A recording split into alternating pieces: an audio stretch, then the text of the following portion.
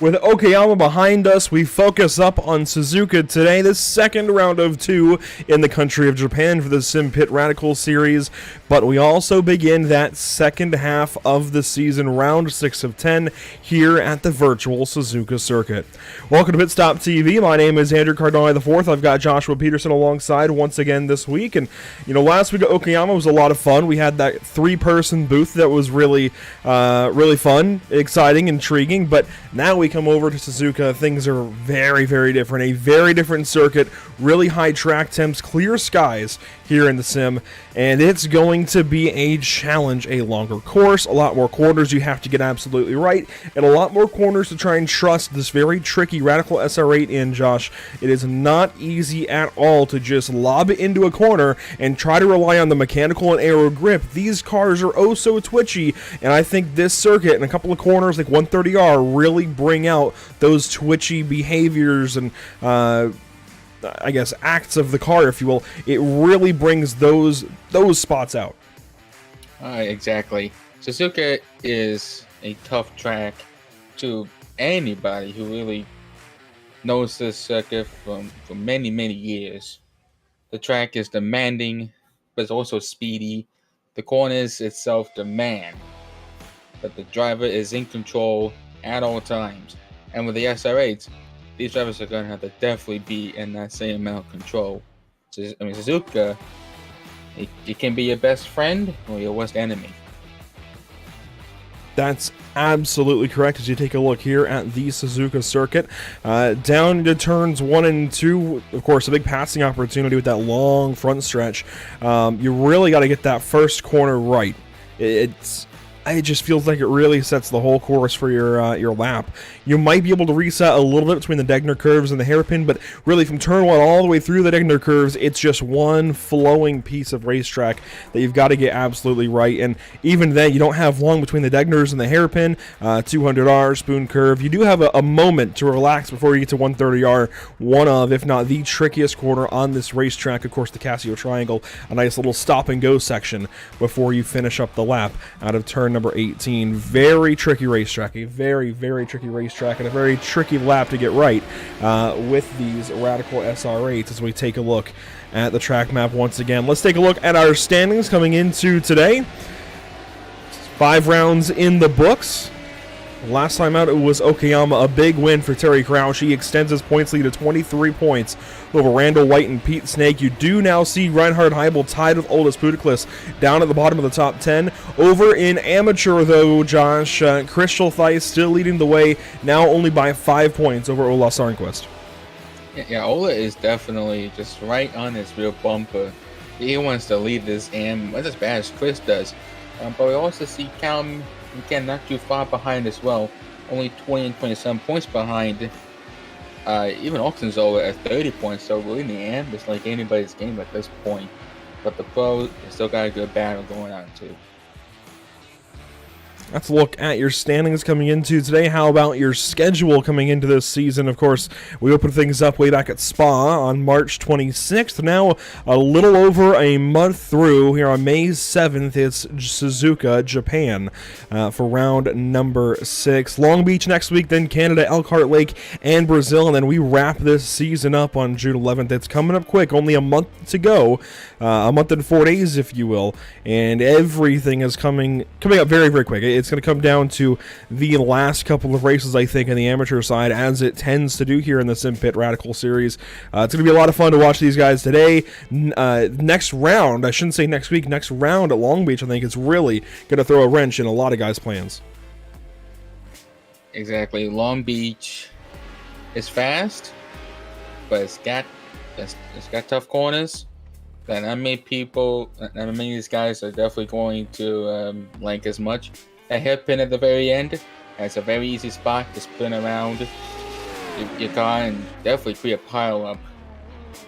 So they're going to have to be quite careful at Long Beach with some of his corners. And it's not much room. It's completely walled in.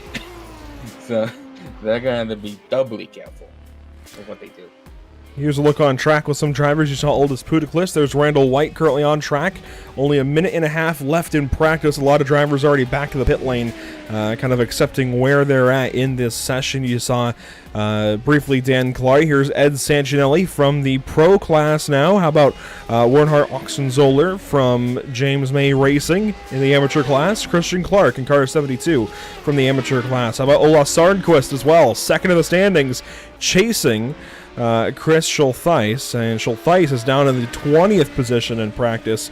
Of course, that is the overall count. If you were to count just the amateur guys, which Dan Clark is leading, Dan Clark is first, Callum McLeod is second, Oxenzoller third, then Christian Clark fourth, Ola Sarnquist fifth, Mike Nickham sixth, Chris Schultheis seventh, Ken Estep eighth, Nicholas Batista ninth, then Wouter Van Mariek in the 10th position through just your amateur class. Looks like Dan Clark going to come to a stop. Here's Randall White. Let's go on board here with Randall the last few seconds. This is around Spoon Curve, and this is the one kind of break I feel like mid-lap that you get. Otherwise, it's a very, very tense lap around here at Suzuka, and quickly, you're already back into 130R, the trickiest quarter on the racetrack. 130R, it's a fast left, sweeper, you get it right, the car will just follow on through. Get it wrong, you're off into the wall, damage. So they cannot mess up at 130. Randall White to the line. I don't think that lap is going to do any better. It looks like it was on par, though, with his previous lap times. A look at the weather conditions coming into this qualifying session, then 10 minutes on the clock. 100.3 degrees on track, 73.3 degrees in the air. And I do want to mention, this is something kind of special, something kind of cool for us here at Pit Stop TV. As you see the brand new social media graphic, we've added a couple of links in here, and we are broadcasting to Kick for the first time today, and I already see a couple of viewers over there, so welcome to you guys. This is our very first broadcast, a big-time test over on Kick to see what it's like and just kind of test the waters a little bit. And it does look like, unfortunately, we've had a couple of issues getting broadcast to Facebook. It is something that Restream is aware of. Unfortunately, Restream has not been able to do anything about it just yet, so we are not able to broadcast to Facebook at this time. We're going to fix that, of course, as soon as we can, as soon as Restream has it fixed. But otherwise, we are still broadcasting to Twitter, Twitch, YouTube, and now Kick.com. And of course, our social media updates go out on Facebook, Instagram, and Twitter. So a big spread there, a lot to look at, but 6 different places now to catch Pit Stop TV. It's always cool to expand. Yeah, definitely get out there more, expand your media, get more people to watch it. Absolutely. We definitely appreciate some follows over on Kick, seeing as it's a new platform. Of course, not just for us, but for the world, really. It would be cool to see kind of how things go over there, and certainly want to build what we have going on Kick and just at Pit Stop TV in general. Here's a look at Terry Crouch on track, your points leader coming into this afternoon. And Terry is already down to 130R on his out lap. That means he'll be beginning his first timed lap here in just a couple of moments once he gets through the Casio Triangle. Let's go on board here with Terry with one of our many onboard cameras, thanks to Whiplash Sim Cams, and take a look at the telemetry there, bottom right of your screen, up into 5th gear. He's going to pull 6th in a moment. There he goes, 6th gear, 150, 100 and can we get 55 miles per hour to turn 1? 156, it looks like, was the top speed into that first quarter. Very slow second quarter, and then the S's, you've just got to try and maintain or just hang on. This is where I say you got to trust the car. Through the S's, trust it. Because through Snake and anti-bank curve, around Dunlop, it's like a rhythm. You gotta keep a steady rhythm through that section of the track. And of course, you can see by the graphic at the bottom right, Terry Crouch, a pro driver, not only because he's got the P next to his name, but also the green number tile. So take a look when we have the ticker up in a little bit at the red and green numbers. We'll see exactly who's in what class as Terry Crouch is leading the pro category in the standings. Into the hairpin, nice and quick, right down along that inside curbing, and a beautiful run there for the 59 car. Here's David Clymer, car 242, also through the hairpin, looking equally tidy there on the bottom side of the racetrack. Pete Snake, very nice as well, and how about Reinhard Heibel, of course, the other driver to win races this season. headed up to Spoon Curve now. He hasn't been able to make every single race, but it sounds like from here on out, Joshua, he is going to do everything he can to make every single race from here to the end of the season. That's 5 more, including today, so 4 more after this afternoon. That would put him, I think, in the conversation for the top 5 for sure. In fact, we could even bring the standings back up. I don't know that he's going to make a run at the top 3, but you never know. Well, he's only, the thing him and Edgar Santinelli is only a 2-point difference. Yeah. So, he's got a shot. He's definitely got a shot. That said, he's still 19 back from David Clymer, and that's a lot of points to make up on the racetrack. Granted, he's got 5 rounds to do it, as Terry Crouch first on the board. A 1:54.016. Here's Heibel's time, and it's just a little bit behind the mark, a 1:54.721 for Reinhard Heibel. As you take a look here on your qualifying graphic, and there we go. Aldous Puteklis to the top of the board for Kingsman Racing. He had some pull, though, from Pete Snake.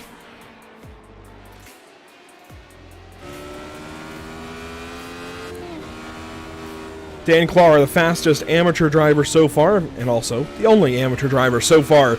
The total lap time in car 114, Estet, McLeod, Nickum, Sarnquist, Oxenzoller all on the racetrack. As we ride on board with your current provisional pole sitter. And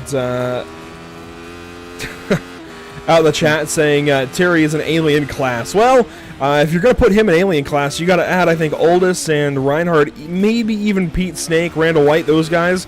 The top 5, I'd say, in this series. You can put them in their own class, and then just make Terry start from the pit lane, and I think you've got yourself, and Reinhardt actually, make them both start from the pit lane. Have a 5-driver alien class. That might be a lot of fun, to be honest. Yeah, well, even saying that, Dan Clark, up in the top 10 right down qualifying, put him in the pro.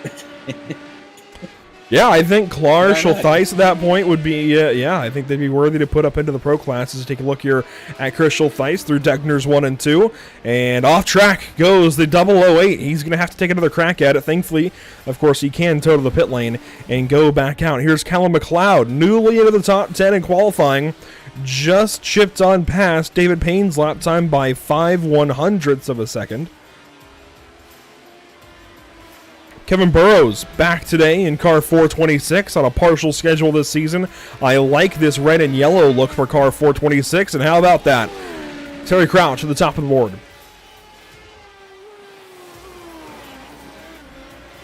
Aldous Puteklis, he's going to have a run here out of turn 18 for Kingsman Racing. Let's see what he can do.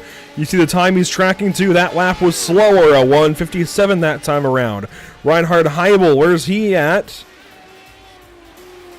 He's already in the S's, so he's a little ways up. He's going to have to take another lap or two to get that time in. Pete Snake also now into the S's in cars 666. Randall White, though, he's into 130R this time. Let's see what he can do. Now you see the pro guys that are coming into those stride. They have now completely filled up that top 10 there. The top amateur driver now, Dan Clark, less than a quarter of a tenth behind David Clymer in the 11th spot. And that lap faster for Randall White. He's going to pick up just a little bit and goes ahead of Pete Snake. And that puts the 84 now in 4th position for TLDR SimSport. A solid lap there. How about Johnny Alford this season? A partial schedule for him as well. Of course, he ran the Corvette last season out with the GTE cars, and that was a lot of fun to watch. Not really anybody running that Corvette last season. He was one of few, along with Mike Nickum, I believe. And it just was one of those things. The Corvette just wasn't the fastest car. Kevin Burrows, P4, just went up the board, just about a second off a pole, and picking up a lot of time. Meanwhile, here's Aldous Puteklis. He's now pulling Pete Snake. Expect a big-time lap this time, potentially out of Pete Snake. Is actually, well, he makes a mistake, it looks like, into 130R, gives up some time. Pete might be gearing up for a run this next lap then, a really big one. If he's able to keep drafting here off of Aldous Puteklis, we might see Pete Snake go to the top of the board this next lap. He's got 2 minutes, and each lap is basically just under 2 minutes. Well, never mind. Aldous pulls off, and that's going to hurt Pete's lap time for sure. As Aldous goes to the top of the board, that might be the last attempt, I think, out of car 667. as Terry Crouch is on through the S's, it looks like, up to Dunlop this time. And he's going to have, I think, just this final lap to get a lap in. Well, he might get one more. Well, we got a minute and a half, so. Well, either way, here's a look at Terry Crouch in car 59, trying to go up there and best Aldous Puticlus's lap time for the pole. Reinhard Heibel, 7/10 off of Terry. Randall White just shot up to the 4th position, 1/10 exactly off of Reinhard Heibel. As Andrus Slizens has showed up to the conversation today, 7th quick now. A few amateur drivers at the bottom of the board not qualifying yet, although Oxenzoller is on track. Kenneth Stepp also on track in car 66. Wouter Van Mariek is the slowest of the qualifiers so far. He comes across the line and picks up a 2nd. That is huge, and he shoots up ahead of Christian Clark in the 72 car, so Wouter slowest no more. As Terry Crouch flies through 130R. Looks like these cars have a decent bit of grip in that corner. I'm pretty surprised. So they all must have had a little bit of downforce added to their setups as Terry Crouch runs through the Casio Triangle. Power down. Let's see if he can get to the line with a better lap time. Car 59 trying to beat the draft lap from Aldous Puticlus. It's not going to happen. At least not that lap. He's got one more shot. Reinhard, same story.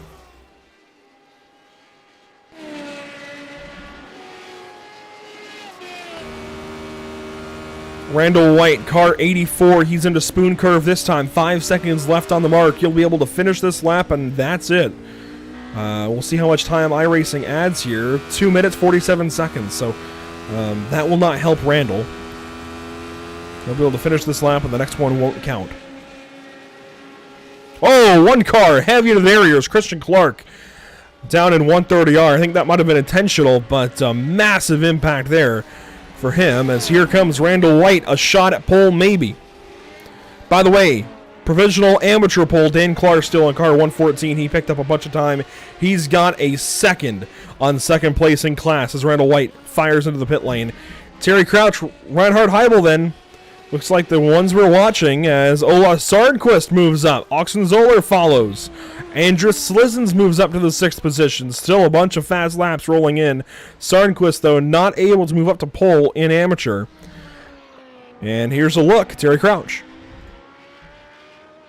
That spoon curve a little wide on exit.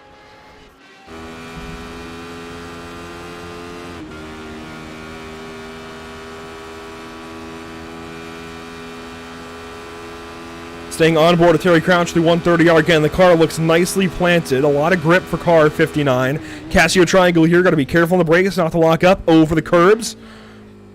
Nice apex, actually, that first apex. He could have hit the curbs and slowed himself down, but he stayed off of it. And the run to the line for Terry Crouch. Is it any faster? No, not for pole today. Reinhardt has already binned it and put it in the garage. And Ed Sancinelli, it looks like no lap time for him. That means the lineup will hold, and Aldous Puticlus will start from pole in car 667. Let's take a look at your qualifying results here. Aldous on top, Terry Crouch 2nd, Reinhard Heibel 3rd. Of course, we'll go through your full grid in a few moments, but this is a big surprise to me, Josh. Every round, you just never know what to expect. Just Puticlus comes on top, and then next week, you never know. It could be Heibel, it could be White. It could be Terry again. It makes every season all the more interesting.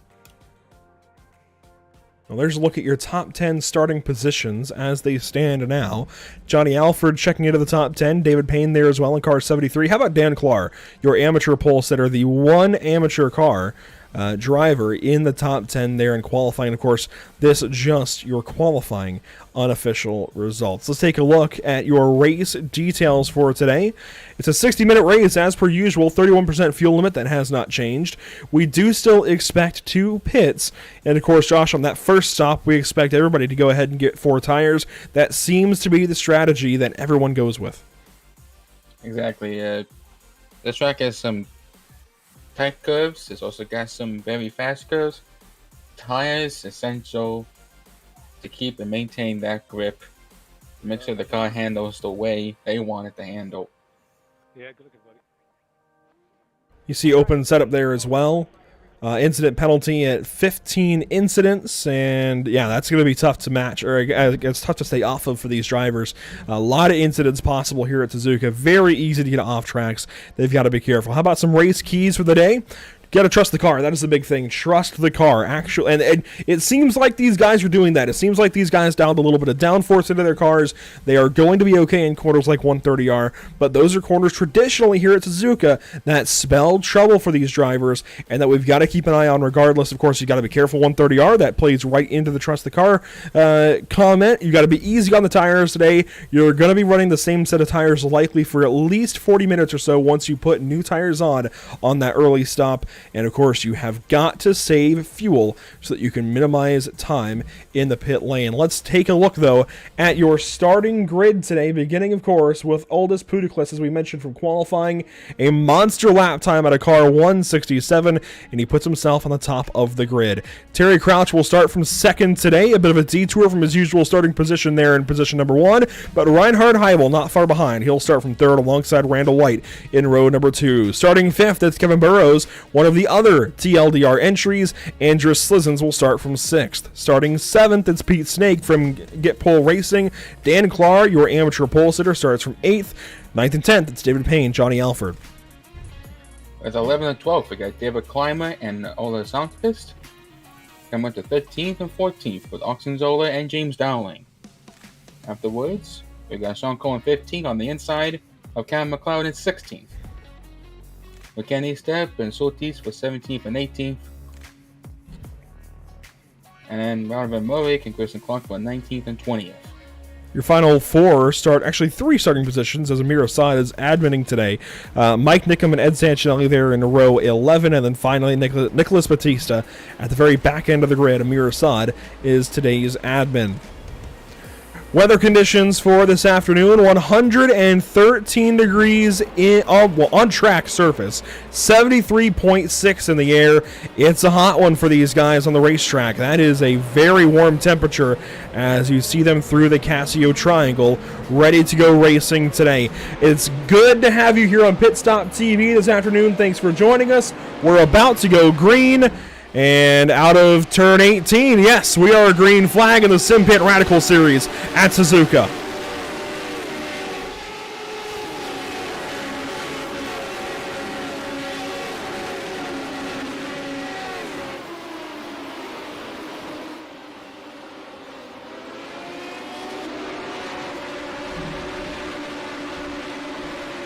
Turn 1 got along nicely. Turn 2 up into the S's now. Snake for the first time. And the field getting along rather nicely here, Josh. A clean start. That's very good. Definitely clean start with some very good battle competition. As we definitely see that the slipstreaming off of each other, gaining the speed. This is good. It's definitely a good start out here. Single file into the first Degner. Degner 2, single file there. Up the hill to the hairpin for the first time today. One car steps out. That was Pete Snake looking around. Nothing for him. And the hairpin for the first time. Single file. A couple of moves further back. One car alongside Pete Snake. I think that might have been Kevin Burrows. Maybe Andrews Slizens. Maybe David Payne. I'm not really sure, actually, as these guys fire up through turn 12. Up to Spoon for the first time.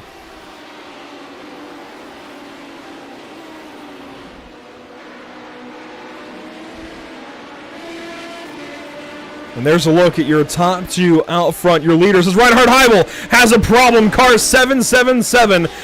We have not seen this before. And there you can see he has got a lot of damage. Yes, he's got bent up wing. The car is all banged up. Man. A lot of damage there for your maybe top driver in the field usually. But here's your top 3. Puteklis, Crouch, and White. 1 lap complete here at Suzuka Circuit. And that is how they get it done. Further back, your amateur leader across the line, Dan Clark, is positioned 6, right behind Andrews Slizens and ahead of Pete Snake and David Payne. 1 car sticking out, James Dowling looking to the inside of Sean Cole to turn 1. And these 2 who always battle are right back around each other, but add Callum McLeod to the mix. Now, while these guys sort things out on lap 2, I think we'd be remiss if we didn't go back and take a look at what just happened to Reinhard Heibel. Let's grab the onboard with car 777.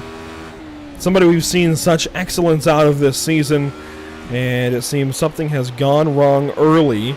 Just gets loose on his own out of Spoon. Now, looking at Spoon curve, it starts off a bit tight, then the race gets a bit wider, but then as it comes back onto the back stretch, Spoon tightens up just a little bit, making spinning out just a bit more possible to happen, as we see right here with the Heibel and the 777. Just completely loses it on the end there. A very rare mistake, but I think showing that Reinhardt is indeed human, as that happened right in front of Andrus Slizzens. Let's take the onboard with Andrus and take a look at what it looked like from his point of view. Reinhardt had a weird second kind of apex there, and I think that's what got him out, actually. He got out wide and deep and tried to bring the car back down to the apex, properly where it needed to be, and it just bunched the car up a little bit. As here's Pete Snake making some moves in the backstretch and into 130R as he tries to battle here with Dan Klar. No move possible into the Casio Triangle, but certainly some solid racing in the middle of the top 10. But yeah, it really just out of sequence a little bit for Reinhard Heibel. Picked up a lot of damage, and he's mired way back in 22nd position now as you take a look at most of your field in one shot on the front stretch. Pete Snake, though, dives over to the right, dives back into the left, right behind your amateur race leader, and Dan has got a few spots actually cushion. Back to Wernhardt, back here in the 11th spot. He's got plenty of time. I think Dan can relax.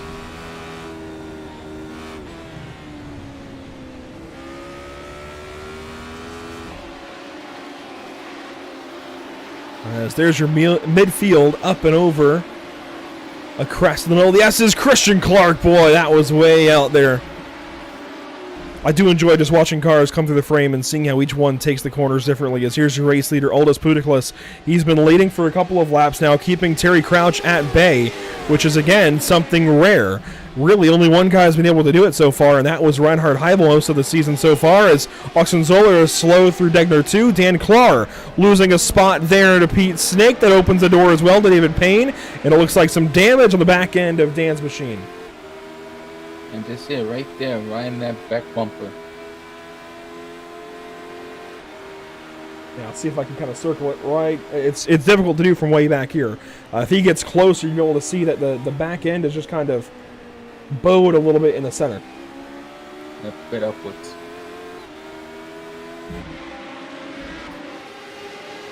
Now this is lap 3. We're expecting 32 laps in this race. It's a long time, a lot of attempts around here at Suzuka to get these corners right. That also means you have to nail each one of these corners more than 30 times, and that is difficult to do, as we're already finding out through these first few opening laps here in this 1 hour race. Now further back, I mentioned Reinhard Heibel way back in the field after that incident.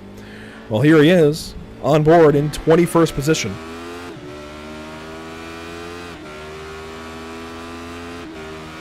And there he goes, right past Mike Nickham. That's going to help him. Yeah. He's just now flying back to the top game right now. Sancinelli follows through. Nicholas Batista sitting back in 23rd position. David Payne has got a, not so much windshield, but windscreen, we'll say, full of Dan Klar still, the amateur race leader.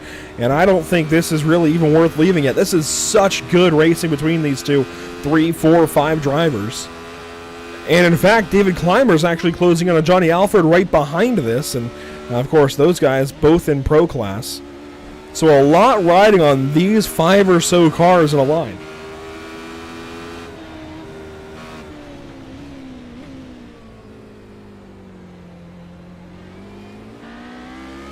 Well, if you're out there watching today, be it on Facebook, YouTube, Twitch. I'm sorry, not Facebook anymore. Well, hopefully soon again. Just having some issues today, it seems, with Restream. But whether it's YouTube, Twitch, Kick, or Twitter, I'm going to have to get used to that one. That is... Yeah. Haven't said that before ever. So wherever you're watching from, let us know where you're watching from. We want to know. And certainly, if you've picked out a favorite yet, let us know who you're pulling for. early in this race. It's really hard to get an idea of who's who.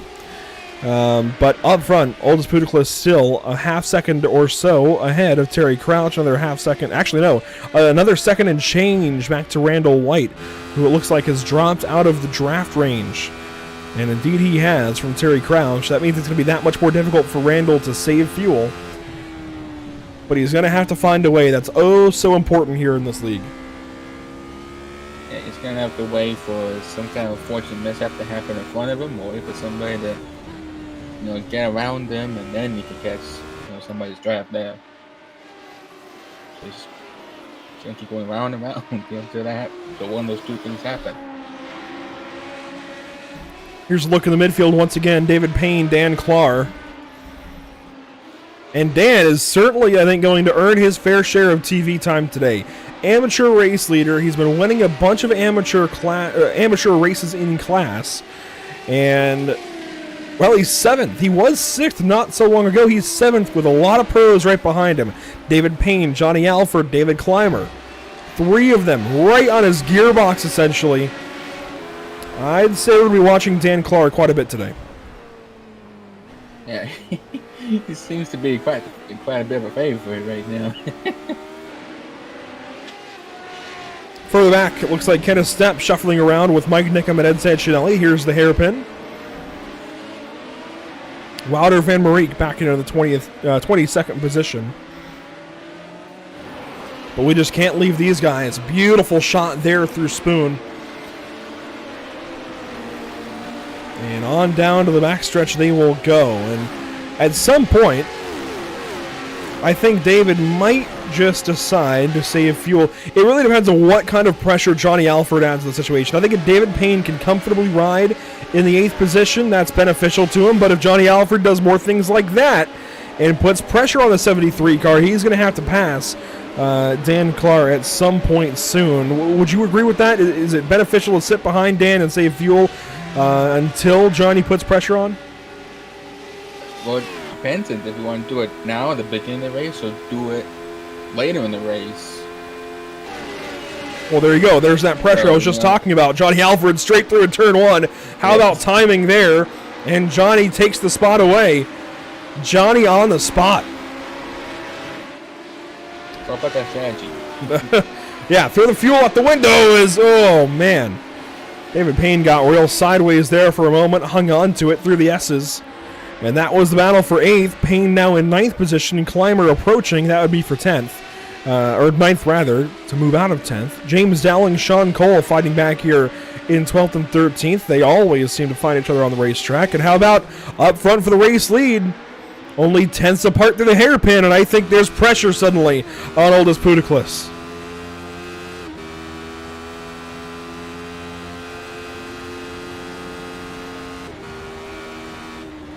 Yeah, Terry's absolutely saving fuel at this point in time. By all means, correct me, because I know I'm wrong. I've been. Yeah, it's basically saying, it's just I've been cruising. That's right. Well, cruising out in the chat, letting us know that, yeah, Terry's 100% saving fuel as they trade fast laps back and forth. It might not be a huge fuel-saving measure, and because, yes, they are trading fast laps, but Terry is at least using the draft. I'm sure he's half throttle in some spots, maybe lifting a little bit earlier, and you can still run fast that way. We'll see. If he's not saving fuel at all, he needs to be. Even just a short shift here and there. You've got the draft to do it a little bit early on the lifts. That's all you have to do. You don't have to do much when you're in the draft like this. Little things really add up to a lot of fuel down the stretch, especially in a 1-hour race. And actually, I just heard a downshift out of Terry that really tells me he might not be saving fuel at all. Of course, downshifting can be a handling technique. You can actually get the car to turn better that way. More centrifugal force in the motor actually helps the car turn. It's hard to explain, but if you leave it in a higher gear, sometimes you experience more understeer. Terry downshifted in the S's in a weird spot that I didn't think he would have, I think, to get that extra little turn out of the car. And I mean, you can see it's working as far as pace, but you got to save fuel. You don't want to pass Aldous. You actually do not want to make this pass yet. If anything, Aldous might want to give this spot up. exactly. But you know, with Terry down something like that, to get Payne. David Payne around, out of the Degners. Callum McLeod in trouble as he goes on by. Wow, he must have gone behind David Payne and all of that. Let's stay with your race leaders for a moment. We'll come back to that in a moment. Once this settles down, if it does.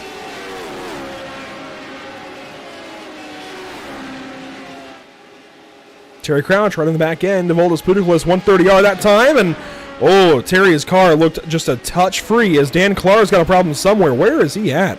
That is out of Spoon. He was real slow. The amateur race leader just lost the amateur race lead to Ola Sarnquist. Drama suddenly on lap 7 of 32.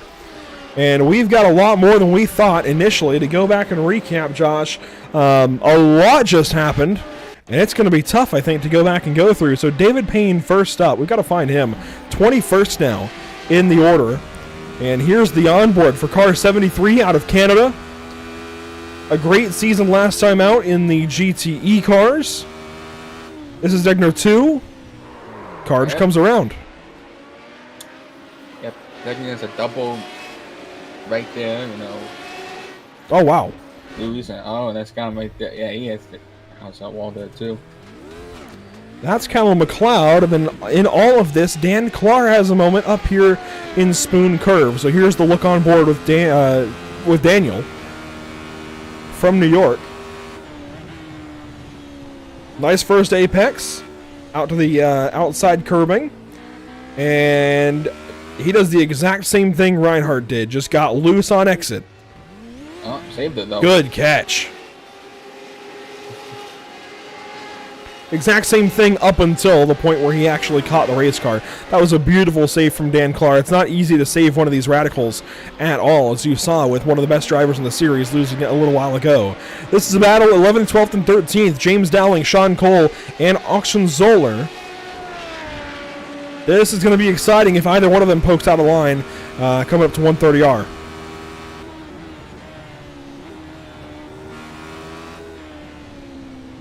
Riding on board with Sean Cole in car 39, the man behind the Simpit.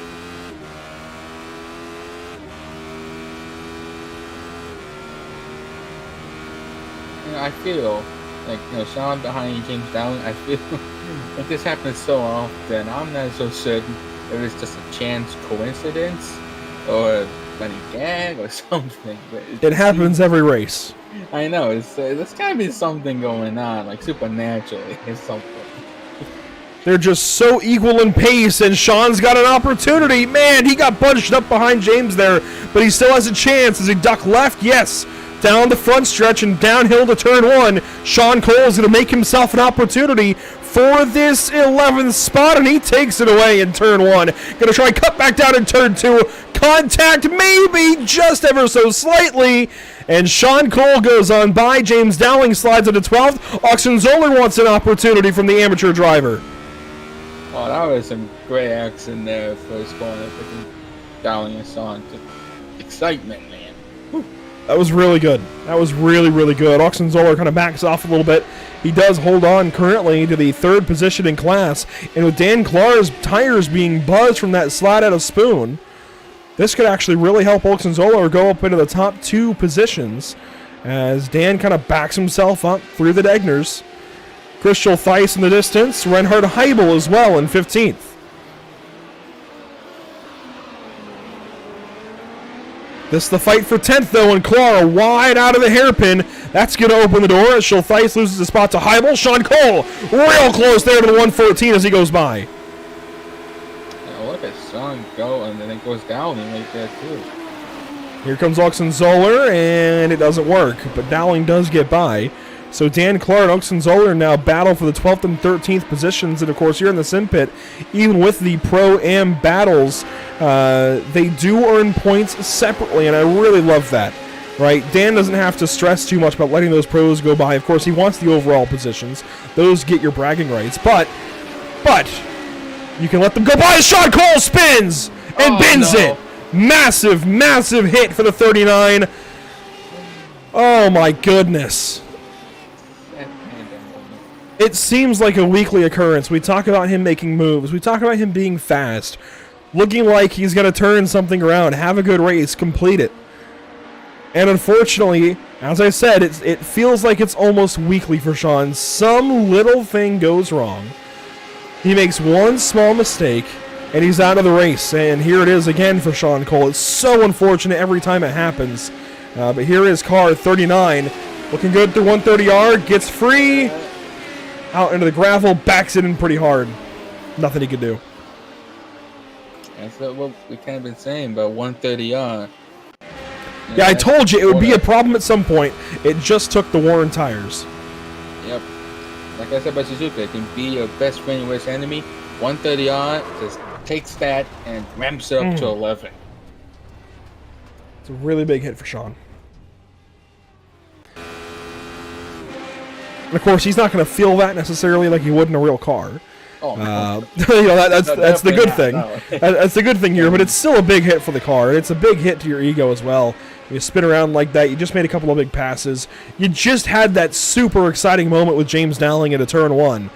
And then, I think the hit to the ego is the biggest hit of all. As we just saw Chris Schultheis in the pit lane. He just re-entered the racing surface. 20 seconds in the box for Schultheis. So that tells me that was a fuel stop. Also worth mentioning, Slizzens just lost a position to Kevin Burrows. That was for 4th. As they work onto the front stretch. Johnny Alford behind Pete Snake. David Clymer in that conversation as well. As Clark and Zoller side by side in Casio Triangle. And Clark takes a 2-for-1 and spins. Oh, right. No, that was Oxenzoller with the spin. Spin right in the middle of Casio. That's...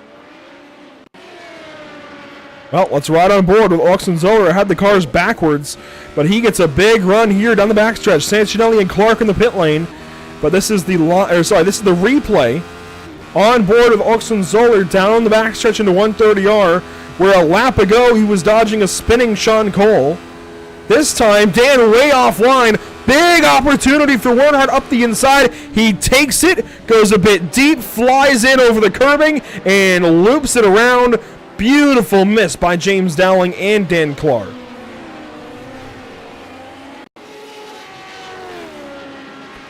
Watch this from James Dowling's perspective. Here comes Wernhardt up the right side. And just going to stop right on the nose, go for a spin, and that's that. Attempting to overtake right before Casio, that's a risk. Trying to do a 2? That's... Yeah, he got a little overzealous, a little overambitious, I think, just seeing Dan make the mistake and went way too deep into the corner. By the way, while this has all been happening, Terry Crouch has backed up and started saving fuel, it looks like. That or he's been making mistakes, and we're not sure which yet. But he is now 4 seconds back of Oldest Pudiclus. He could have also overheated the tires and made a couple of mistakes and just fallen back. But Terry, 4 seconds back of your race leader, and well, that all changes because here comes the race leader into the pit lane. And with that, Crouch is up into the lead there. That he is, as you take a look at car 667 into the pits for service. Up on the jacks, he's taking tires. You see Randall White into the pit lane as well. Andrus Slizzens comes in. Johnny Alford, David Clymer. This the first big money lap right at the 20-minute mark. Pudiclus going to be sent right back out. He took tires. Randall White, I believe, waiting on the rear track to drop. Yes, he took tires.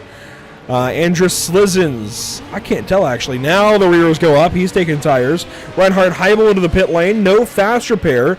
He's going to have to wait on some damage repairs, I think. Slizzens is released. Pete Snake waiting on repairs. Johnny Alford.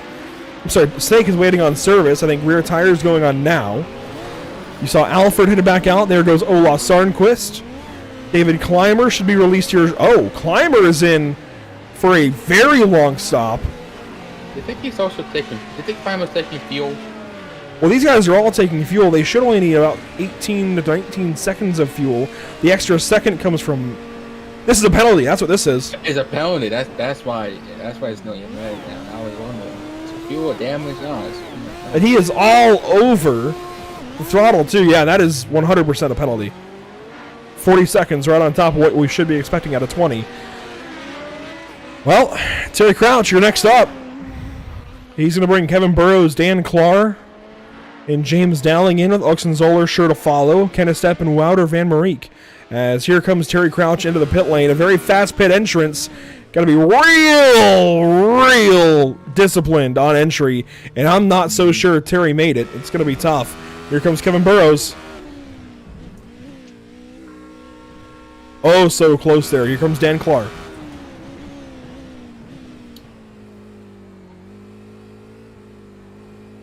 And Dan, I think, needs to try and push everything he can out of this pit entry. He lost a bunch of time those last few laps. All over the top of second gear, I think he lost a little bit of time there, but that's okay. He comes into the box anyways. Terry Crouch waiting on rear tires now to go on. You can see the front drop for Kevin Burrows. There goes Terry, 22.3 seconds.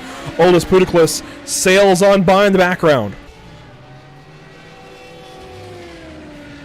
Terry's stop was 1.2 seconds longer than Oldest. Burrows is released. He follows his teammate Randall White. Dan Clar in the box, waiting on rears to go on. You see that damage I was talking about now. You can really see it there. Right on the back end.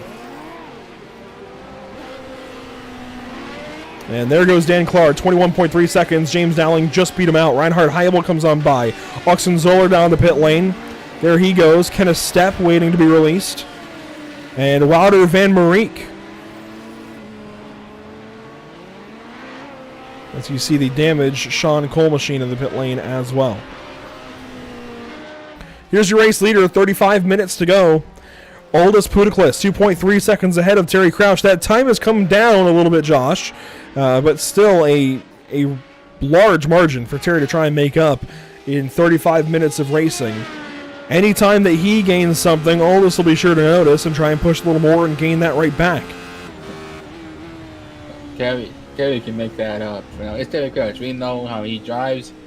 He can take this car, go it at any track, and just clicks in his head. That doesn't mean it isn't a tall order. He's definitely capable, but it's still a tall order. It's definitely an order, but he can make that time up. I know. Once again, Josh, thanks for joining us. Gary Weaver, who joined us last week, unfortunately under the weather. Hopefully he's doing a little better today. And we certainly wish him the best and hope he gets well soon, as we've got a battle for 10th. One car up the inside, that was Ola Sarnquist, who's trying to chase down Dan Clar because Dan has retaken the amateur race lead. So a battle for amateur position as Sarnquist falls back now. Pete Snake is the car he just passed for 10th. And Pete looks at the inside of 130R, I think not caring about that battle, and goes on through. Ola goes off track. And here comes Sancinelli on through. A bit exciting here, just outside the top 10, as Dan Clar runs in 9th and has the leg up on these drivers. David Payne, Mike Nickham further back here as they enter onto the front stretch. Payne shoots into the 14th spot, Nickham in 15th, Clark in 16th position. As there's look again at Pete Snake, Dan Clar, and Clar is right on the back end of Dowling. I think Clar's got better pace. It definitely looks that way. I'll have to see this rest of this race go down.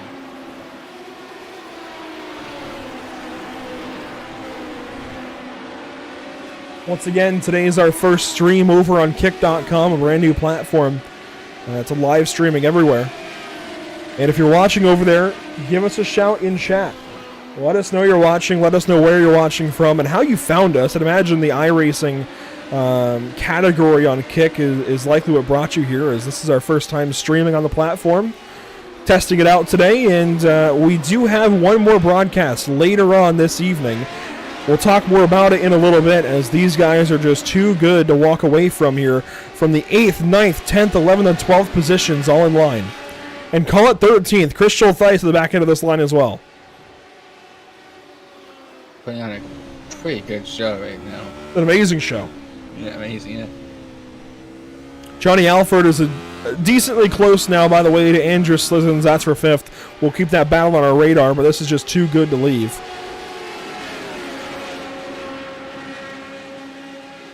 And I mentioned Christian Theis has caught these guys. He has.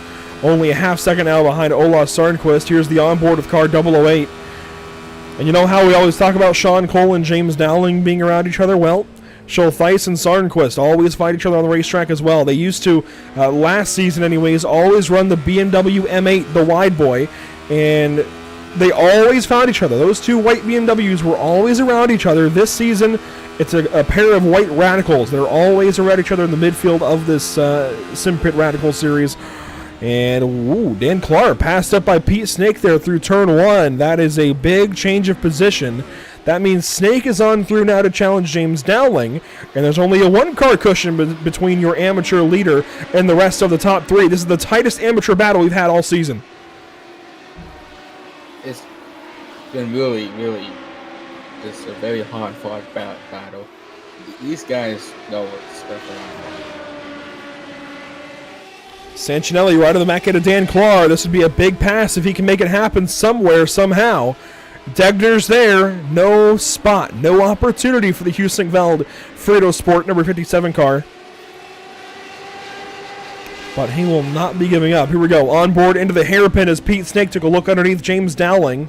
Again, 6 cars in a line. Endless moves between these 6 cars. As we have got the best racing I think we've seen between 6 cars all season. This is fantastic stuff.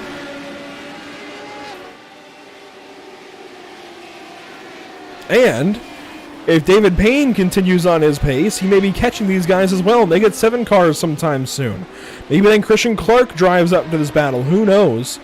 As here's a look at Kenny Stepp and Wouter Van Mariek. And then right back to Pete Snake. He's going to have an opportunity here on James Dowling. Looks to the inside for 130R. Pokes the nose just to try and spark some fear in the 34 car, but it doesn't work. James Dowling nice and poised up to the Casio Triangle. As Pete's late on the brakes, but nowhere to go. Johnny Alford, by the way, I told you we'd watch that battle for 5th. Alford goes on through for the 5th position over Andrew Slizens. Slizens a slow lap that last time around.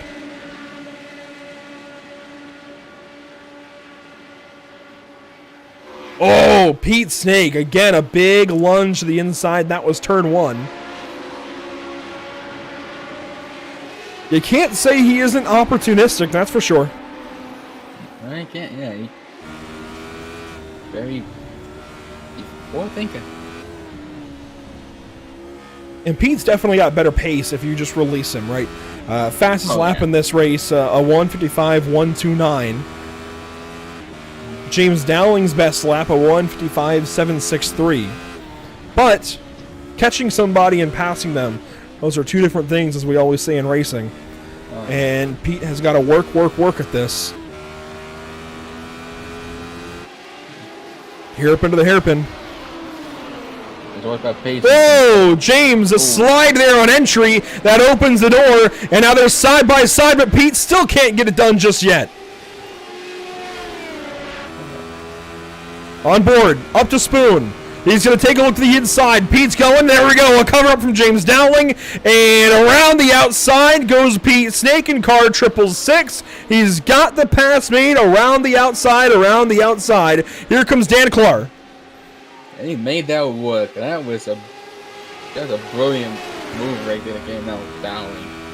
I said Sanchinelli was pressuring Clark. That's not the case anymore as Dowling comes over and shuts the door in Dan's face. Now Sanchinelli's going to have an opportunity around the right side, into the Casio Triangle. He backs out eventually, but he had the opportunity. And again, Dan just kind of bled over and said no. And here comes David Payne. I told you he'd catch these guys. 7 cars in a line.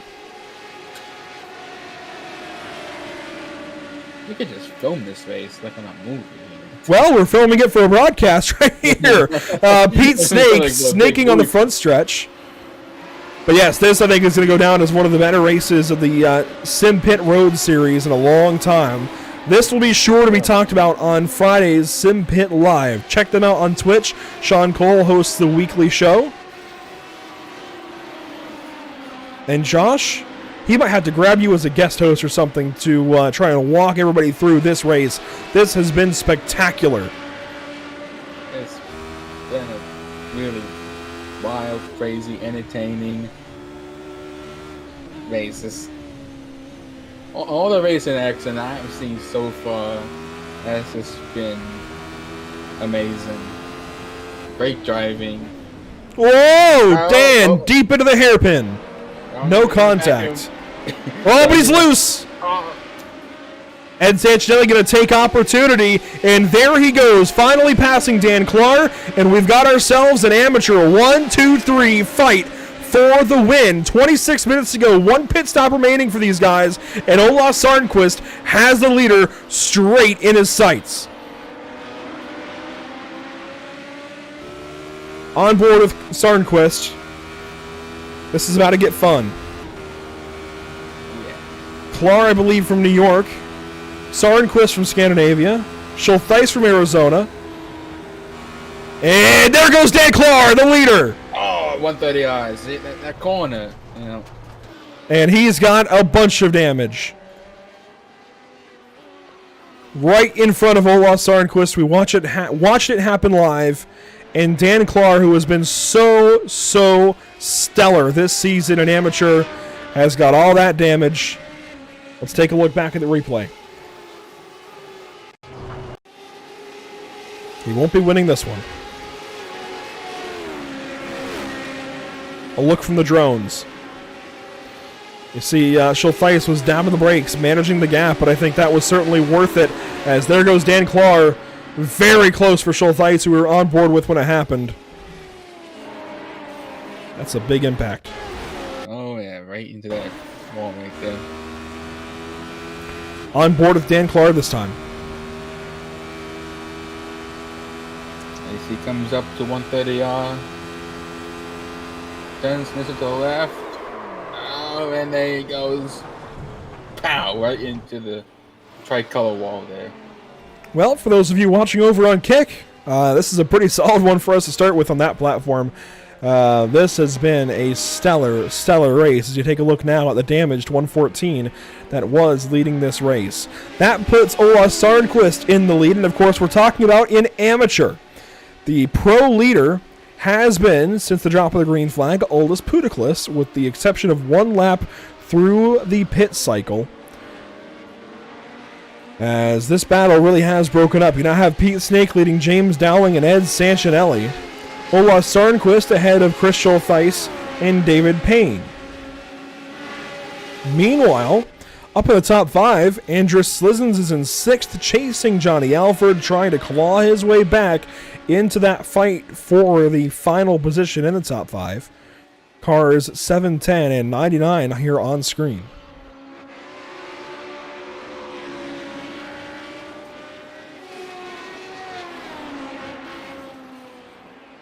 And we've got trouble. David Payne. Actually, no, not trouble. Payne, though, I think had just got ahead of Schultheis and now comes into the pit lane.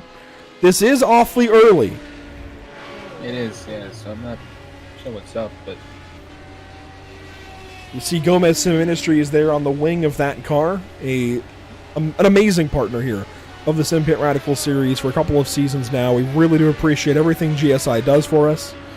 Allows us to put these events on, allows us to broadcast these now to, well, hopefully Facebook again soon, but YouTube, Twitch, Twitter, and now Kick. And there goes Payne right back onto the racetrack. No tires in that stop. And we saw tires in the first stop, and for those of you that might be new, that has been the trend all season long. We see tires in the first stop, we don't see tires in the second stop. These guys do wear the tires out pretty quickly on these race cars. But taking that extra set of tires puts you back on cold tires, which is going to hinder you once you go back on the racetrack, and it adds time to your pit stop when you're trying to eliminate time. The second stop is going to be light on fuel. You don't have to take a full tank. So if you add tires, that's only holding you up.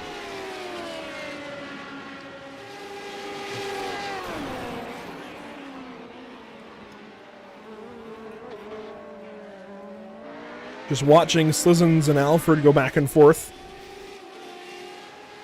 Pete Snake, James Dowling, Ed Sancinelli. And finally, we get a chance to catch our breath. I'm not going to lie. My throat's hurting from all of that fighting.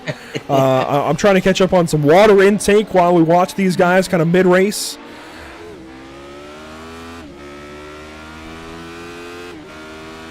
I tell you what, that water, that H2O, is doing wonders for me. Dan Clark, by the way, is caught back up to Chris Schultheis, and you can see damage on the 008. Something's happened to this last lap. Oh, yeah. Back right there. 2 cars with wing damage. They look very similar, don't they? Yeah, it's like carbon copies. If the paint schemes weren't there, you couldn't even tell them apart from the number. Carbon copies as far as damage, as Dan Clark falls back ever so slightly out of turn 2. Let's go back and look at what might have happened to Chris Schultheis. And, it looks like it happened a little bit earlier than I thought. Here it is. Schultheis is out of Casio. I mentioned I saw something. Yeah, Schultheis lost time. Wow. That looks like a bit of brain fade. And just went by at the end of the last corner off into the sand and that outside wall there. Here's the onboard. You can see he started 18th, is now in 16th, but he was as high as 12th position. That just looks like brain fade. He must have been... I don't know if he was looking for where David Payne went. I don't know if... Maybe. You know what might have happened here? So we watch from the drones. I wonder if because David pits here and takes extra... Did the spotter maybe tell him there was a car inside and he tried to give room and drove himself off the racetrack? That could be. Probably kept thinking that Payne was still there, but it wasn't. He was down to the pits. That's my only thought. As you see the issue, a simple miscommunication between him and spotter. And he has since taken more damage and actually gone back off track. You can see a lot of damage now out of the nose of that car. He is now 16th spot. Dan Clark is 12th. So he still was 12th when we started that replay. And something happened during the replay. Here's a look at it. Dunlop curve. Head on. Wow. Big hit. Ed Sanchinelli in the pit lane, and he is not alone. Schultheis coming down slowly. And about these pits, the pit speed maybe 50 miles an hour or 80 kilometers an hour, but you speed on pit road on entry or exit or what have you, that's definitely going to hurt you. And these cars do have pit limiters. They do have a device on board, as do most sports cars and prototypes and such, that helps you automatically just run at the pit speed. Some drivers, though, opt not to engage them. Some drivers engage them a little bit too late and disengage them a little too early, and that is how you most often see speeding penalties. We also could see incident penalties that incur a stop and go. You never know. So we stay on board here with Andrus Slizens in car 99 as he chases down Johnny Alford. This is all about 31 seconds behind Aldous Putaklis, who was Andrus' teammate.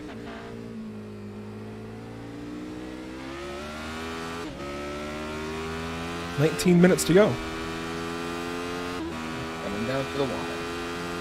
Well, while these guys keep turning some laps and we have a brief moment, I do want to mention that we have a lot of broadcasts here at Pit Stop TV. We kind of talked about it a little bit earlier, and I mentioned we'd go back through it at some point. Here's a look at what we have coming up, and you see that we have another broadcast later today. It's the Shake and Bake Racing Butt Kicker Cup Series. I know a lot of you guys watching will know what the Butt Kicker is. So cool to see the Butt Kicker supporting a series like Shake and Bake Racing and their Cup Series and their league, and they go to Kansas Speedway for round 12 of 36. Later today.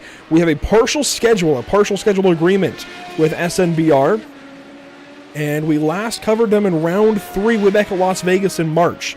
So it's been 2 months in the making this round, and it'll be a lot of fun to see where things are at, how things have changed, who's now on top of the series, as we go to Kansas Speedway, a classic it feels like now at this point. It's been around for 20 some odd years in NASCAR, and it is quickly becoming one of the better tracks, I think, with this next-gen car as well. Then Monday, tomorrow night, we go to the Lanier Raceplex in Braselton, Georgia, right across the street from Road Atlanta for round 9, week number 9 of the iRacing Cars Late Model Stock Tour, brought to you by Elite Performance Industries. Tuesday evening, we bring you a brand new league, D-Line Racing League, also running the late model stocks, also on short tracks.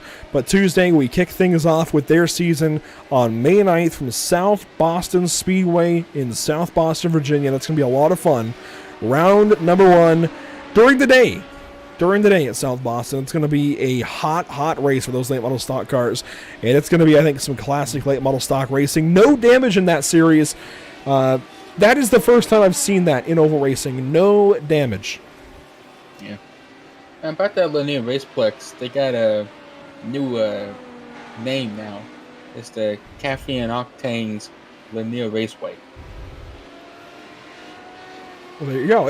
Is that the RC track, though? Because I know they have the RC track that has recently picked up. I know guys from over AMP have recently revived that. But anyhow, of course, you can follow along Pit Stop TV, see all of this happening, and see updates for all of these races at the links down below. And later in the broadcast, we'll talk more about some upcoming shows on the channel. Reinhard Heibel in the pit lane. Everybody coming in right at this moment, of course, right when we decided to go through our upcoming shows. Reinhard Heibel in. And a lot of the leaders actually have already made their stop. There's Pete Snake as Reinhard pulls away. Also in and out that lap was Randall White, along with Aldous Putiklis, your race leaders, 17.61 seconds, the mark that Terry Crouch is going to have to at least come close to matching.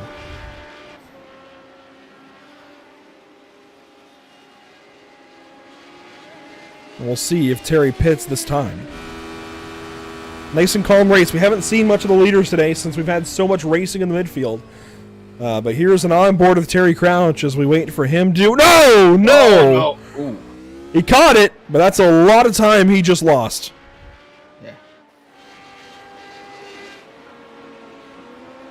Well, he's got to take less fuel now. He's got to try and be light in the pits. We'll see if that fuel saving worked out for Terry. We'll see if he's able to take less fuel and get back out there. The TLDR Sim Sport, Simpit number 59. Let's see what he can do in the pit lane. The time to beat for the race leader Aldous Putiklis was 17.6 seconds in the box. That's what we're watching here for Terry. 15.17. That's going to bring him at least closer, but he still had that slide out of Casio, and he's still 3 seconds back. Just under 15 minutes on the race clock, so let's see what happens. Kevin Burrows has not pit yet for the second time. He's got Aldous Putiklis 10 seconds back. Johnny Alford's into the box. And it looks like our pit camera's right on top of that car as you see him waiting on fuel and tires. And see, that's the thing. Tires makes that pit stop 21 seconds. Without tires, it probably would have been about 18 or 19. Reinhard Heibel, trouble. Somewhere in the mid. That's 130R again. Yeah. I think that is number 5 on the 130R incident counter. Let's take it on board. I think so, yeah. He was trying to build heat in the tires. He might have actually taken new tires to keep pushing. He was moving around, I think, trying to build heat on the back stretch. Yep, chucking the car. And might have just chucked it a little too hard into 130. And oh my goodness. At least it's only a slide, no damage. Sometimes 130R is a bit, kind to you. Other times, not so much. Good to see Stacy Bertrand out in the chat, a regular competitor, there we go, from Rockefeller Racing in the North American Racing League. And that was one of the leagues I wanted to talk about, actually, that we have here on Pit Stop TV. Of course, we went over everything from today through Tuesday with the D-Line Racing League and the kickoff to their season. But Wednesday, we have the UFL Elite Series going to Charlotte Motor Speedway for their season finale. And that is going to be a lot of fun. A NASCAR championship format that puts 4 drivers on even footing for the final race to determine a champion. But then Thursday, we go to Barber Motorsports Park with Stacy Bertrand and everybody else in the North American Racing League with Porsche Cup cars for 2 separate races, an amateur race of 30 minutes and a pro race of 50. And there goes Kevin Burrows back onto the racetrack, 14.68 seconds. I think the fastest stop we've seen this round. James Dowling into the box.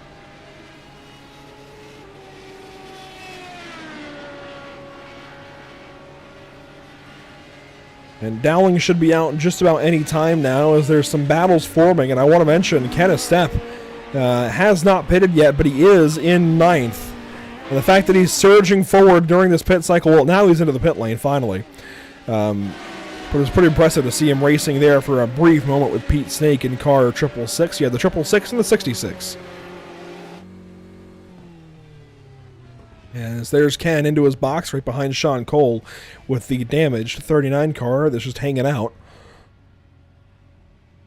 And that should do it for pit stops. It looks like Ken is the final driver to come on in. So, Josh, we've got ourselves a picture. Terry Crouch, 2.5 seconds back. Can he make it up? Oh, he'll try. He'll do his darndest. But, you know that. Rocketing down the backstretch to 130R, 160 miles per hour nearly. It's going to be tough. 2.9 seconds now through Casio Triangle. It's going to be real tough for Terry to make all this up. Yeah, he's definitely pushing. He's definitely getting on it right now. And for a little bit of context, in case you're just joining us, I know Stacy is. Let's take a look at the standings coming into today. Terry Crouch, a bunch of wins.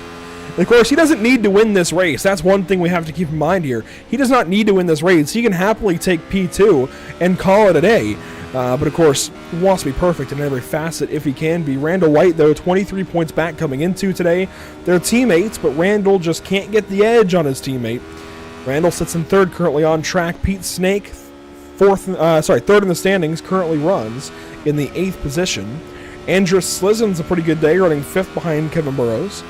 David Clymer a little ways down the order. He's 14th. Then Ed Sanchinelli, James Dowling, Sean Cole. I didn't even notice. In the standings even, James Dowling, Sean Cole tied coming into today. And that'll be different after this afternoon. Sean Cole with his early exit. But Reinhard Heibel, Aldous Putiklis, even coming into today. Aldous is going to shoot way up. He's likely at least going to be 6th, if not 5th, potentially. Or very close to David Clymer at the very least. And I think that shows as well. Reinhard is definitely within the conversation potentially. If he can bang wins out these last 4 races, potentially for a top 4 or 3 even. Like, he's definitely got some opportunity. Aldous and Reinhard both. They've just got to execute. Over on the amateur side, we've talked a lot about all of these guys, really. Chris Schultheis leading the standings coming into today. He currently runs way down the order now. In fact, he is last of all amateur drivers currently. Last of all cars still running as Terry's deep there into Casio.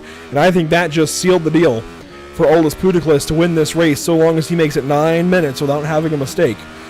So a big moment just happened live while we're going over these standings. But Ola Sernquist 5 points back from Chris Schultheis coming into today. Ola currently leading in class. Dan Clark, who comes in 8th, is 2nd. Then Christian Clark is 3rd in class coming into this race, 10th in the amateur point standings. And Josh, that moment with Terry in Casio Triangle was a big, big deal. He was just a little bit deep, but he lost nearly 2 seconds doing it.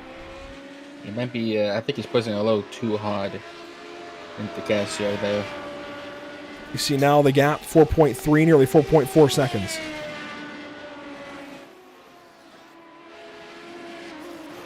Well, while that happens, Terry Crouch, sure, he's losing time, but David Payne is gaining time on Ed Sanchinelli, and we've got a fight here. This is for 9th. A couple of pro guys going at it.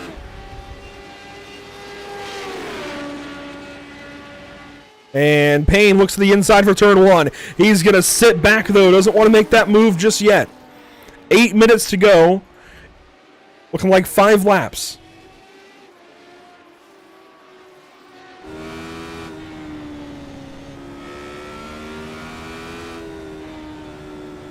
And these drivers are about 1 minute exactly behind the race leader. And counting ever so slightly, ever so shortly, slowly, I should say. A few cars are 1 lap down, those being Austin Zoller here in the 19th position. A lot of damage to the left side of that 75 car for James May Racing. Nicholas Batista also a lap down in car 47. And Wouter Van Mariek 1 lap down.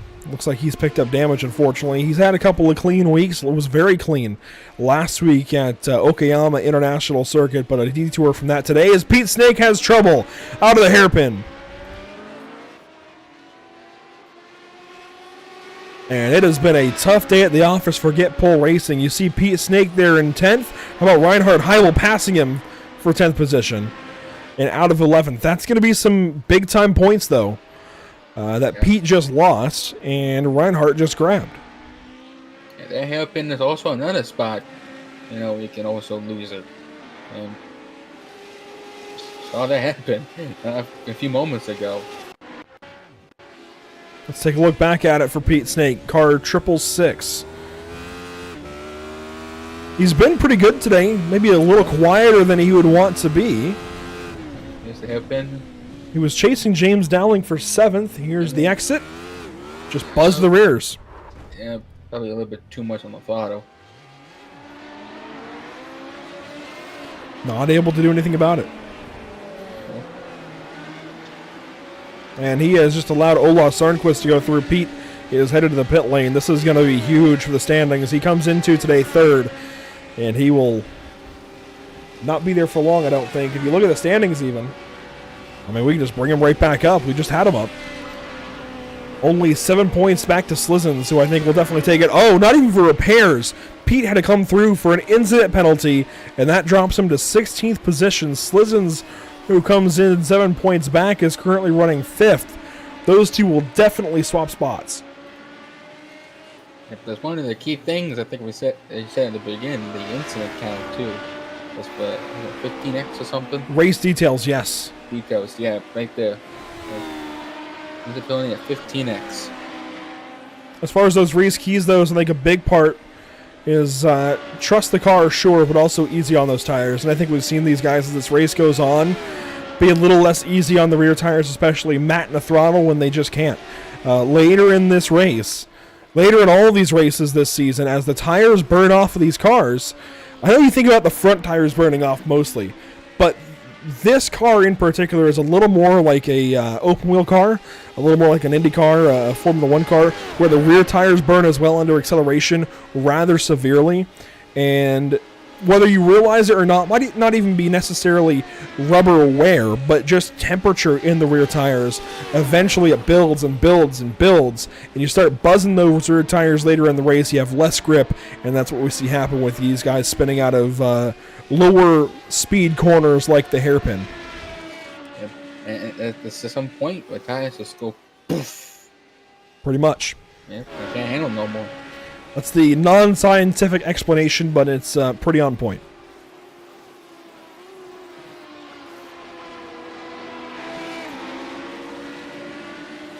Just watching this kind of tick down. 4 minutes to go.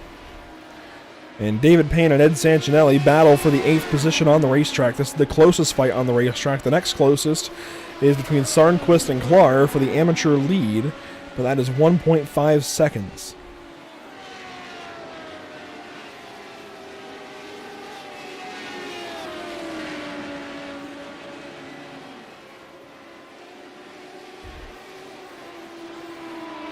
Beautiful camera angles there from the drone. Up front, though, Aldous Putiklis, one more lap complete. On to lap 30 now with 3 minutes to go. And that was likely the 2-to-go signal. So we'll be ending this race 1 lap short at lap 31 as the Kingsman Racing 667 continues to lead. 3 seconds the gap.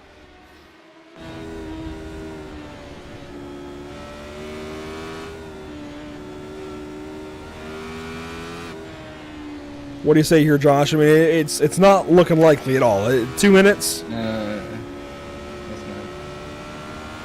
It would take a big mistake from Aldous Pudiclus, that's for sure. Oh, yeah. Oh, When you go up there and look at the situation Aldous is in right now, I don't see any cars even around him. He recently lapped one car. I think that was Callum McLeod potentially. But there's nobody near the 667 at all. not even a shopping cart. Or anything like that. Just out there, Yeah, all alone.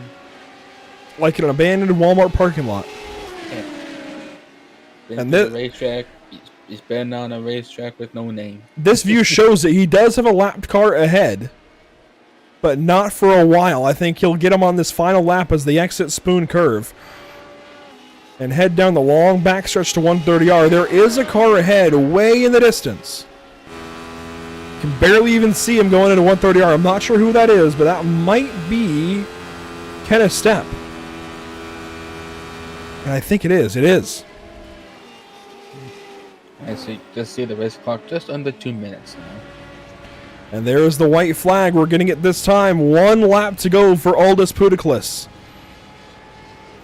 Out of turn 18, one final lap. White flag is out, presented by Whiplash Simcams here at Suzuka Circuit. One more time around here in Japan.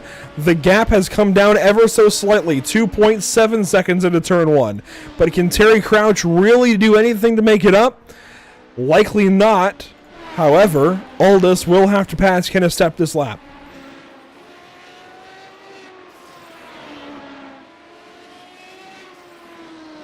You can see Ken is just up the road ever so slightly as they work through Snake. We'll see if we can kind of pinpoint the spot here.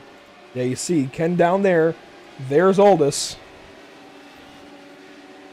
Closing in.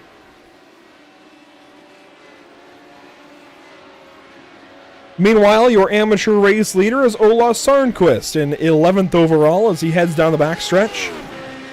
Next car ahead is Reinhard Heibel. Next car behind is Dan Clark, but 2 seconds the distance there. Terry Crouch is closing in, just picked up a second as Aldous, I think, is laying back. Aldous may be trying to avoid catching Kenneth Stepp. Potentially. Final lap here at Suzuka. 20 seconds to go on the timer. This is the last time around. Terry's got to make up a second and a half in just a couple of corners between Spoon and the checkered flag. I don't see how that's going to happen as we've got a problem for David Payne in the background. He has come into pit, I think, to top off on fuel. But here is your race leader down the backstretch to 130R for the final time today. And there you see the final lap. The white flag is out, presented by Whiplash Simcams. And for the final time today, the Kingsman Racing 667 Aldous Pudiclus navigates the Casio Triangle and exits turn 18 and grabs a win for the first time ever in the Simpit Radical Series.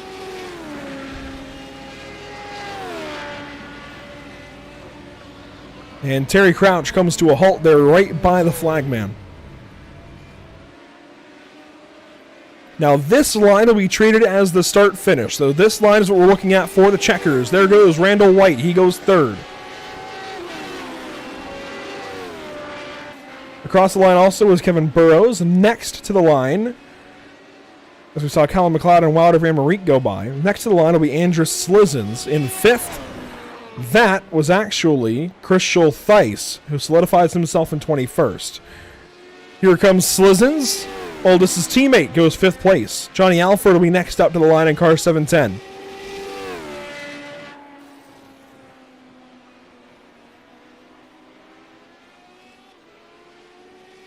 A few others on the way. Here comes James Dowling in the bright yellow 34 car. And it's all going to come to a close here for Ola Sarnquist through 130R for the final time. Reinhard Heibel ahead of him. Dan Clark 6 seconds back now on the 114. It is all smooth sailing for Ola Sarnquist and a very important race victory here in the amateur class. Meanwhile, David Payne right behind Christian Clark. They fight through the last couple of corners. And there's really no fight to be had. Clark takes that spot and will take a podium in class.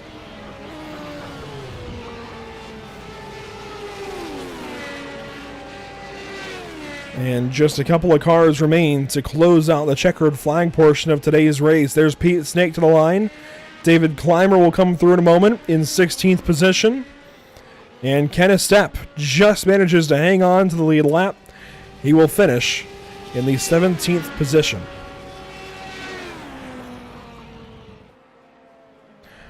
And that will do it. Aldis Puteklis to victory lane today at Suzuka in dominating fashion. Josh, it was a pleasure once again to have you along. Here are your unofficial race results.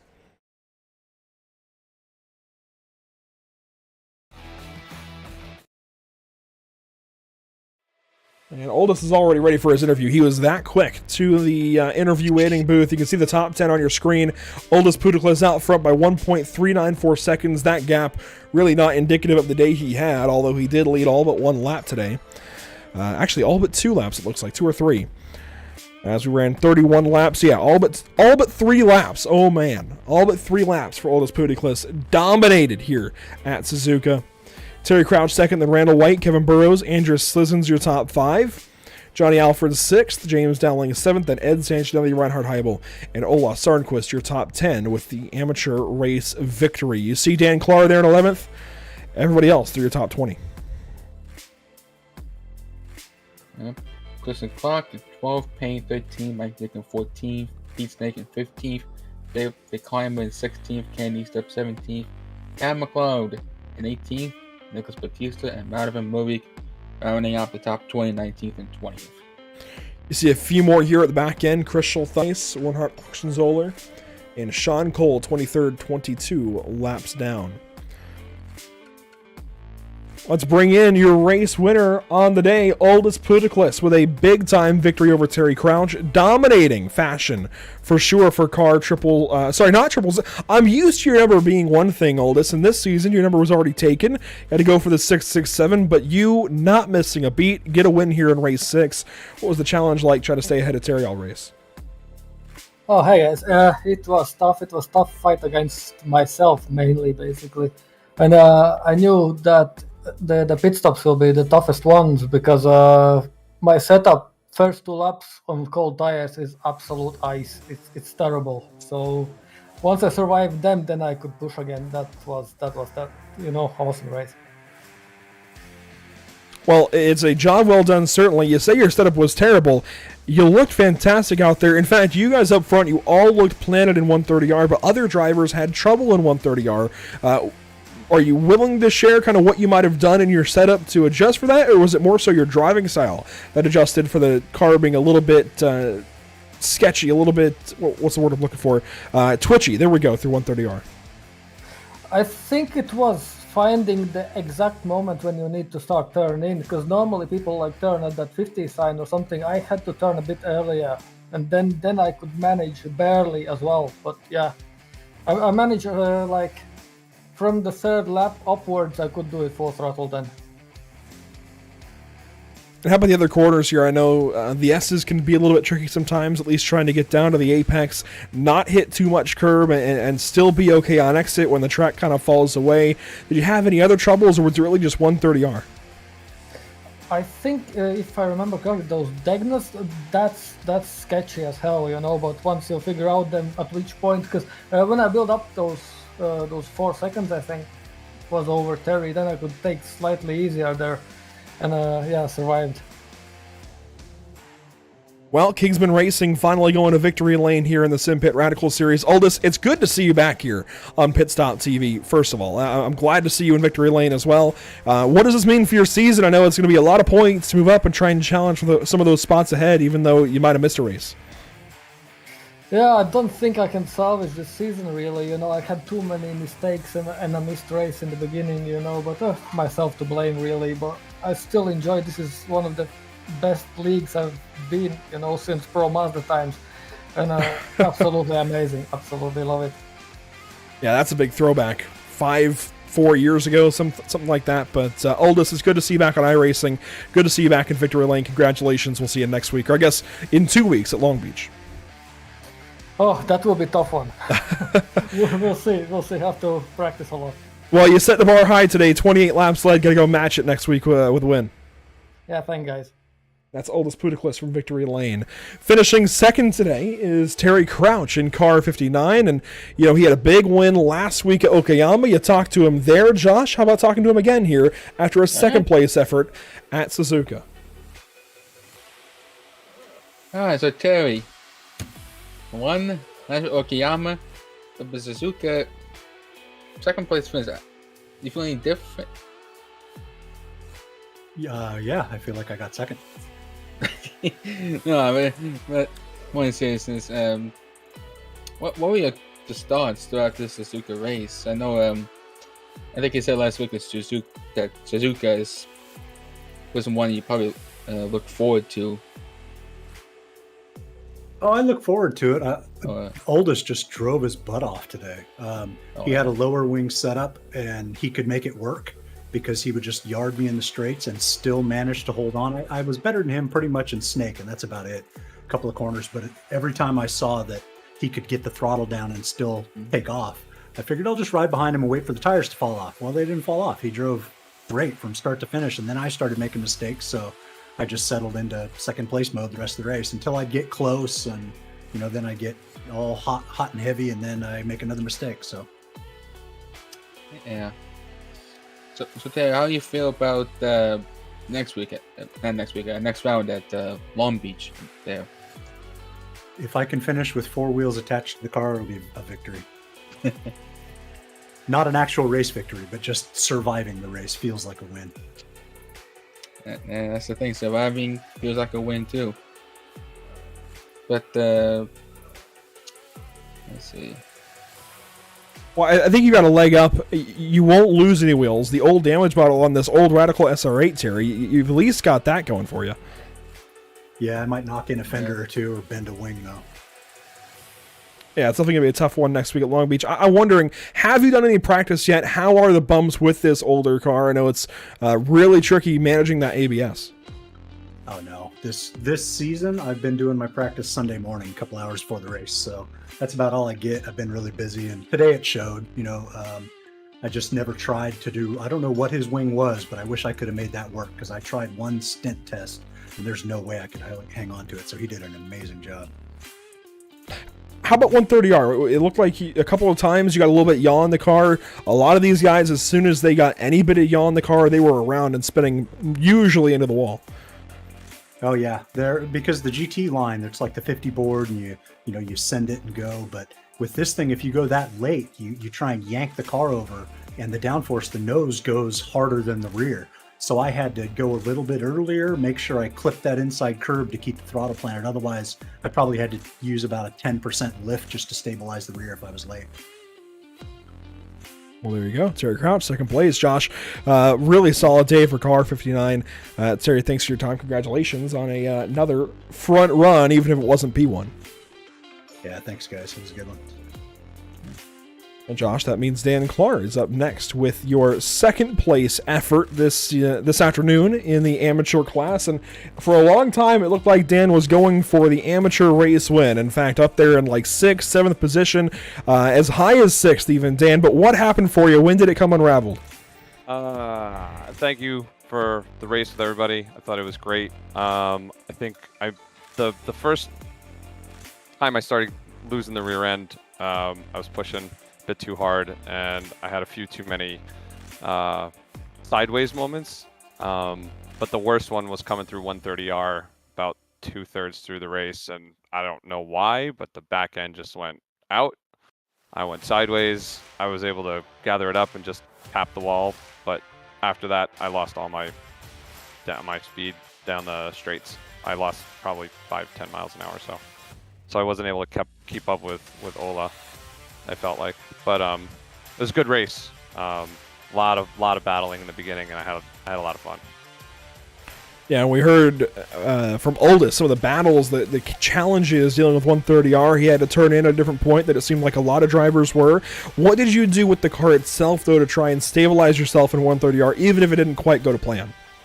I was running the Suzuka setup, and for the most part, running by yourself, it was fine. The times that it got squirrely was when you had air in front of you from another car, and that one time going through, I think Edgar was in front of me, And I think I may have tried to cut it maybe a bit too soon, and the back end got out on me. When I was running practice, I was able to stay flat there every lap, and I did it that one time, and whoops. Yeah, well, you had a lot of cars in front of you for a little while there. 6 or 7 of you guys in one line for a long time. What was that racing like as well, especially when you had the pro guys? They wanted to go by you, of course, but then you had the amateur guys right behind you that wanted to take the win away. Yeah, it was stressful. With James with his shoulders, man. If he gets around you, you're gonna have a long run to try and get around him again, because he and Pete and I had some really good laps. Pete took a really big chance and was able to make it stick around the outside. I couldn't get around James, and my coming up behind got sideways one time. And once you lose that closeness anywhere on this course, it's tough to get it back. And I did that a few too many times, which is what put me, I think, in the spot that I did. But I'm happy with my result, and I had a lot of fun racing with everybody today. So. Well, Dan, it was good to see you on the racetrack doing really good there in the early goings. Unfortunately, a couple of detours, but you still finished second in class. A good points day. We'll see you in a couple of weeks at Long Beach. Thanks very much. Talk to you guys later. Dan Clark, position number 2 in amateur class today, 11th overall. And Josh, that is another race done and dusted for the Simpit Radical Series. This round number 6. Next up, round 7 at that's the wrong schedule, at Long Beach. There we go. Long Beach Street Circuit, May 21st. That's going to be a fun one. Yep, that means we're going to kick off the Americas tour, start with Long Beach, and then Canadian Tire Motorsport, and then Road America, finish off with Interlagos. So we knocked out the European and Oceania tour and the Japanese tour. Now we're getting on to the Americas tour. It's interesting you put it that way. I hadn't even thought of it that way, but it is kind of built out. You have 3 European races, 3 Pacific races, we'll say, between Bathurst, Okayama, and Japan, and 3 American races, and then 1 South American race. I hadn't even noticed that. Keen eye there, Josh. Genuinely, very keen eye. Usually I pick up on things like that. But yeah. Well, 1 Canadian race, 2 American, 1 Brazilian. But yeah, you got 3 in the north, 1 in the south. Either way, it all works out. Long Beach Canadian Tire up next, then Road America on June 4th, and Interlagos there on June 11th. That is going to be a lot of fun for sure. We looked at the results already. I got to be honest. I expected a few more lead changes between Oldest and Terry. It just didn't work out. No, they were really quite far apart from each other, which we led to the low lead changes. But there's some races where we have a lot of lead changes, other races where hardly any lead changes happen. Well, I think we'll see a lot of lead changes later this evening. At 9 Eastern, we're going live for the Shake and Bake Racing Butt Kicker Cup Series from Kansas Speedway. The NASCAR Cup Series race is getting going there about now, I think. So maybe tune in over on Fox and check out what that race might be like later this evening, 9 Eastern here on Pit.TV.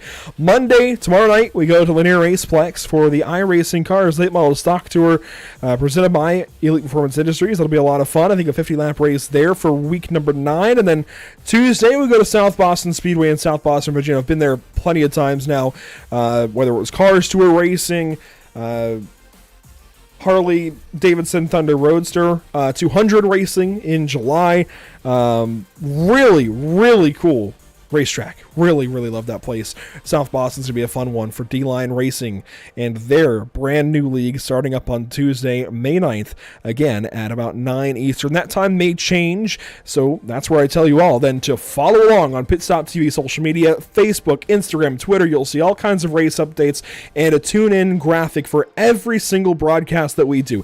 Anytime we go live, you will know when, because you will be following along on Facebook, Instagram, and Twitter to see when we're going live, what we have going live, where they're racing, what they're racing, all that kind of deal, and a link to the YouTube broadcast. But you can, of course, also watch on Twitch, YouTube, or Kick. In fact, today we added Kick to the lineup along with Twitter. We're hoping Facebook gets fixed up shortly with Restream.io. And of course, later this week, we have the UFL Series finale from Charlotte and the North American Racing League round number 3 race from Barber. But that will do it today from Suzuka Circuit.